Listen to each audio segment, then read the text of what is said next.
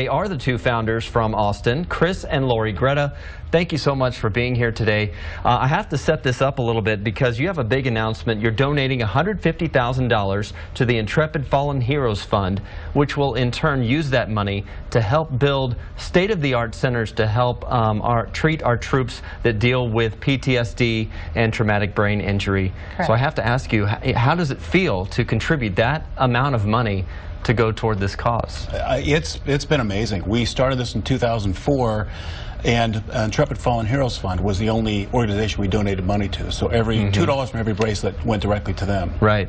So in that time frame, we realized we'd hit the 150,000 mark, and we were in New York a few weeks back. We were able to go by and visit them and give them a check that put us over $150,000. Talk about why you even decided to start this fund to begin with. You know, we started this back in 2004, and at that time, the government death benefit for a soldier killed in Iraq was $12,000.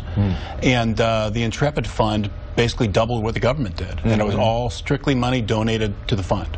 So we figured, you know, let's start making these bracelets, let's start selling them online, and donate $2 from every bracelet to the fund. We have some examples here of the hero bracelets they brought with them. They come in a variety of different fabrics or sizes, colors. Lori, did you ever think that it would take off the way it did?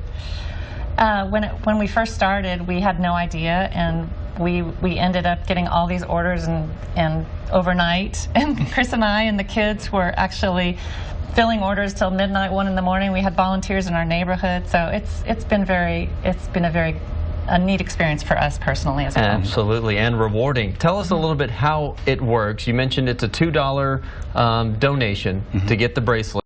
And how can people donate? Well, every time somebody orders a bracelet, $2 from that order goes to the organization they choose. So we have a dozen organizations that they can donate that money to.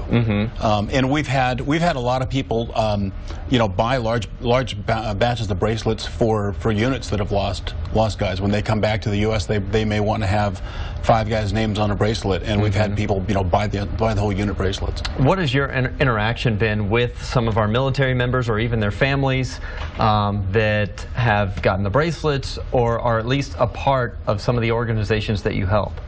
Wow, I mean, literally, we've talked to maybe 5,000 to 10,000 people since 2004. You know, we get emails, phone calls, we get visitors come by the house. I answer all the emails, and so recently we had 2 soldiers actually come to our home and visit us from on leave in Iraq or Afghanistan, and just show up at our door, and it's like unbelievable. It's very rewarding, and it's fun to chat with them. Sometimes I'm chatting with them actually live on our Facebook page when they're actually in Afghanistan. So it's pretty cool. Certainly, and the war continues back home, and that's why you guys decided to help donate to these treatment centers that will go at 9 different locations around the country to help treat PTSD and traumatic brain injury. Yes. What is next for herobracelets.org?